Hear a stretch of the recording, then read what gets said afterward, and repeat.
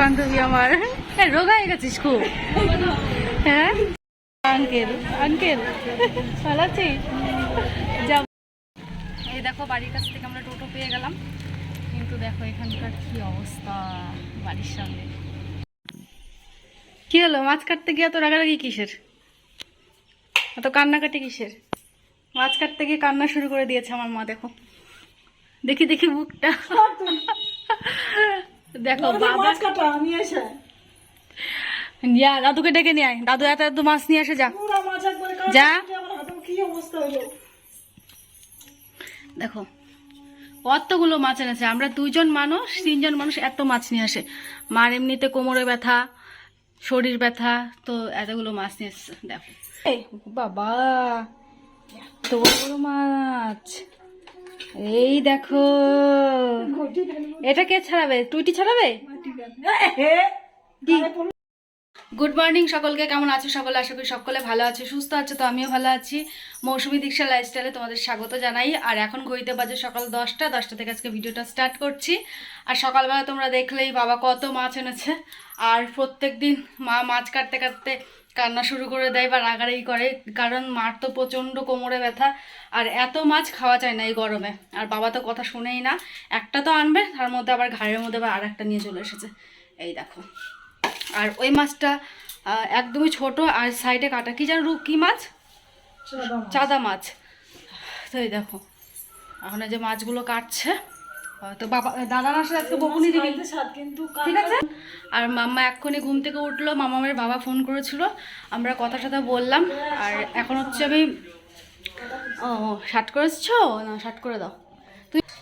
তো যাই হোক, এখন হচ্ছে তোমার বিছানা টিছানা সব গোছগাছ করবো, বাসি যা কাজকর্ম আছে, তারপর আমার স্নান করে পুজো দিতে হবে। আর মামাকে এখন খাইয়ে দিয়ে রেডি করে নিই, ঠিক আছে? বিকালে আবার আজকে আমার এক ফ্রেন্ডের বাড়ি, পুলিশ ফ্রেন্ডের বাড়ি নিমন্ত্রণ আছে। অনেক দিন পর এই ফ্রেন্ডের সাথে দেখা হবে, আমার স্কুল ফ্রেন্ড। তো আগের দিন গেছিলাম সেটা আমার স্কুল ফ্রেন্ড ছিল, এটাও স্কুল ফ্রেন্ড। তো বিকেলবেলা আমরা যাব নিমন্ত্রণে। তো ওর বাড়িতে কালী পুজো আছে না মামা। আমি আজকে লাস্ট অবধি ভিডিওটা দেখো, তো অনেক ভালো লাগবে তোমাদের আজকে ভিডিওটা। তো চলো এখন কাজকর্ম সেরে নিই, তারপর আবার তোমাদের সাথে কথা বলছি।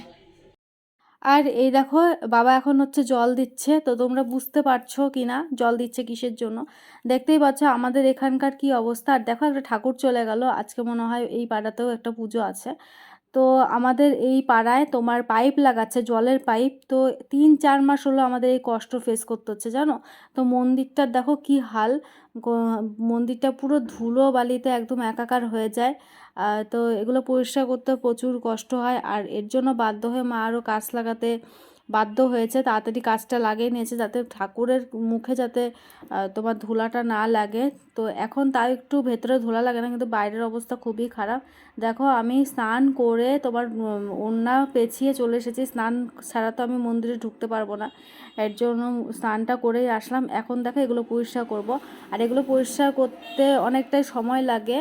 আর আমি যখন থাকি আমি মন্দিরটা পরিষ্কার করি, আর নাহলে মাই করে, মার প্রচণ্ড কষ্ট হয়ে যায়। তো যাই হোক দেখো এরকম অত্যাচার কিন্তু আর সহ্য হচ্ছে না। কয়েকদিন পর পর একবার এই সাইডে খুঁড়ছে, একবার এই সাইডে খুঁড়ছে, একবারে যে কাজ করবে সেই কাজ দিকে দিকে করছে। আর আমাদের প্রচুর প্রবলেম হচ্ছে, যেহেতু আমাদের ব্যাকের মাথায় বাড়িটা, আরও বেশি প্রবলেম হচ্ছে। আমরা ছোটোবেলায় যে পাইপগুলো দেখেছি, যে জলের পাইপের জন্য পাইপগুলো তোমার লাগানো হয়েছে, সেই পাইপগুলো এখন খুলে নতুন পাইপ লাগাচ্ছে। জানি না কি কাজ, এত বারবার করে পাইপ খুলছে আর এ করছে। এলাকার মানুষও খুব বিরক্ত হয়ে যাচ্ছে। আর আমাদের বাড়িটা আরও খুব কষ্ট, যেহেতু আমাদের মানে ব্যাকের মাথায় বাড়িটা দেখো কেমন ধুলো হচ্ছে, দেখতে পাচ্ছ? একদম মোটা বালির চোয়ার পড়ে যায়। প্রত্যেকটা দিন আমাদের এগুলো পরিষ্কার করতে হয়। আলু দিয়ে চিংড়ি মাছের ঝোল, ঝোলটা পুরো এদিক থেকে এদিকে চলে গেছে। আর করেছে মা এখানে হচ্ছে চাদা মাছ দিয়ে কি দিয়েছে, পেঁয়াজ দিয়েছে, চিংড়ি মাছ দিয়েছে, চিংড়ি মাছ না পেঁয়াজ দিয়ে করেছে, বেগুন দিয়েছে দেখো মাখা মাখা করে। তো এখন আমি খেয়ে নেব। সবার খায় গেছে, শুধু আমিই খাইনি। আমার খেতে খেতে লেট হয়ে গেল, কটা বাজে? দেখ 1:10 বেজে গেছে। এখন আমি একটু পেট পুজো করে নেব, খুব খিদে পেয়েছে। আর খিদার চোটে মাথা ঘুরছে আমার।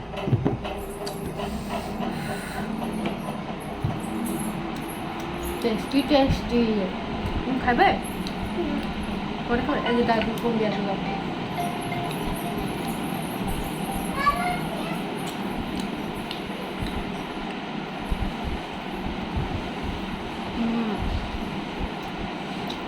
আর এখন দুপুরবেলা খাওয়া দাওয়ার পর যেই ঘরে এসেছি আর এখানে দেখো গ্যাঞ্জাম লেগে গেছে, সবাই আলোচনা করছিল আর টোটো কিছুতেই যেতে পারছিল না, এতটাই মানে রাস্তার অবস্থা খারাপ। একটা তো গ্যাসের গাড়ি সেই সকাল থেকে দাঁড়িয়ে রয়েছে, খুব বাজে অবস্থা রাস্তা, জানি না কবে এই রাস্তা ঠিকঠাক হবে, তার ঠিকই নেই।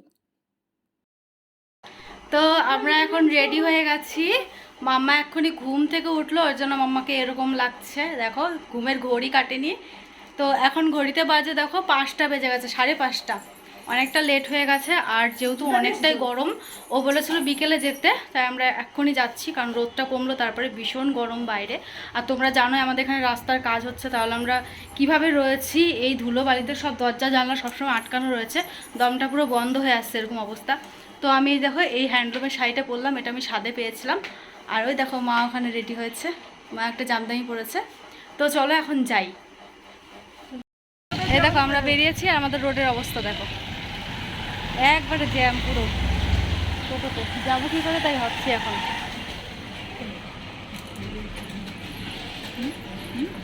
বিশাল জ্যাম, বিশাল, দেখো চলো এইটুকু কোনো রকম পাস হই।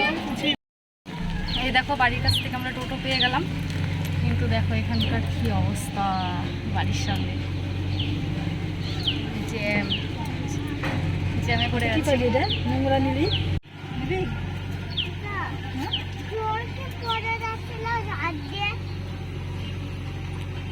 গাইজ, আমরা চলে এসেছি এই যে, কিন্তু ওকে অনেকবার ফোন করলাম, ও ফোন ধরলো না।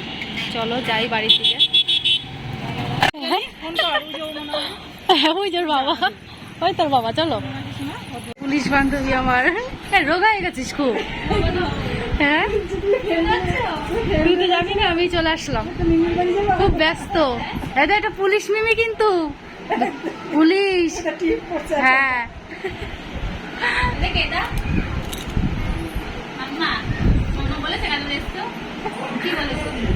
জানো তো, বলছে তোমার ফ্রেন্ডের বাড়ি যাবা, হ্যাঁ ঠাকুর। ও তোমার বাস্কেটটা নিয়ে চলে এসছে, ভালো হয়েছে। আর এখন দেখো বন্ধু কত মিষ্টি ফল নিয়ে এসছে, আসার সাথে সাথে ব্যস্ত হয়ে পড়েছে, জল আনছে। আর এটা হচ্ছে বান্ধবীর মা, তো কথা বলছিল মায়ের সাথে। আর দেখো কালী ঠাকুরটা কি সুন্দর দেখে, মনে হচ্ছে পুরো দক্ষিণেশ্বরের কালী মা, জানো এত সুন্দর দেখতে, পুরো মন ভরে দেখেছে। আর কি সুন্দর করে সাজিয়েছিল, দারুণ লাগছিল ঠাকুরটা। আর দেখো তোমাদের খুব ভালোভাবে আমি দেখিয়ে দিলাম, দারুণ হয়েছে। আর মাম্মাম আর আমি এখন এই যে ঠাকুরকে প্রণাম করলাম, মন ভরে ভক্তি করলাম, মনের যা কামনা ছিল সেগুলো বললাম। তো চলো এখন হচ্ছে এখানে একটু বসে থাকি। আর বান্ধবী আজকে খুবই ব্যস্ত, যেহেতু ওর বাড়িতে পুজো আর অনেক লোক আসছে, আরও রাতে আসবে, ওর জন্য ও ভীষণই ব্যস্ত ছিল। তো আমি মা এখানে একটু চেয়ারে বসেছিলাম, আর আমাদের তো প্রসাদ না খাইয়ে ছাড়বেই না, বলেছে প্রসাদ খেয়ে তারপর যাবি। ওর জন্য আমরা একটু লেট করেই বাড়ি গেছিলাম, কটা বেজেছিলো 6:30 7টা বেজেছিলো বাড়ি যেতে। তো এই যে এখানে বসার ব্যবস্থা করেছে, লোকজন বসেও আছে। আর দূর থেকে মন্দিরটা দেখো আরও সুন্দর লাগছে, পুরো ঝকঝক করছে মায়ের ঘরটা। আর এখন বান্ধবীর ঘরে এসেছি, আর বান্ধবী আবার একটু চলে এসেছে আমাদের সাথে গল্প করার জন্য। আর বান্ধবীর সাথে কটা সেলফিও তুলে নিলাম, যেহেতু অনেক দিন পর ওর সাথে দেখা হয়েছে। সেই আগে যেভাবে আমাদের সাথে বন্ডিংটা ছিল, এখন তো বিয়ে হয়ে গেছে, ও চাকরির সূত্রে বাইরে থাকে, ওর জন্য সেইভাবে আর দেখা টাকা হয় না, ফোনে কথা টথা হয়। আর এখন এই যে অনেকটাই রাত হয়ে গেছে, এখন ওই যে আমরা খেতে বসে পড়েছি। আর তার সাথে সাথে আরেকটা বন্ধু চলে এসেছে, এটা হচ্ছে আমার একদম ছোটোবেলাকার বন্ধু, আমরা প্রাইমারি স্কুলে একসাথে পড়তাম। তো ওর সাথেও দেখা হয়েছে। তো আমাদের অনেক স্মৃতি আছে, আমরা যখন মাঠে দৌড়াতাম তো তখন থেকে আরও ভালো পরিচয় হয়ে গেছিলো আমাদের সাথে। বাড়ি আ গয়া, এক্ষুনি বাড়ি আসলাম, সেই টোটো পাচ্ছিলাম না, তারপর আমাদের ভোজপুরের মোড়টা ওখানে গিয়ে তারপরে টোটো পেলাম। তো খাওয়া দাওয়া করে পুরো পেট ভর্তি হয়ে গেছে। আর মাম্মান তো আসবেই না, না মাম্মা, দেখো মামা অফ, মুড অফ। মামা বলছে বক্স বাজাও, বক্স বাজাও, তাই বলছে আমি নাচবো।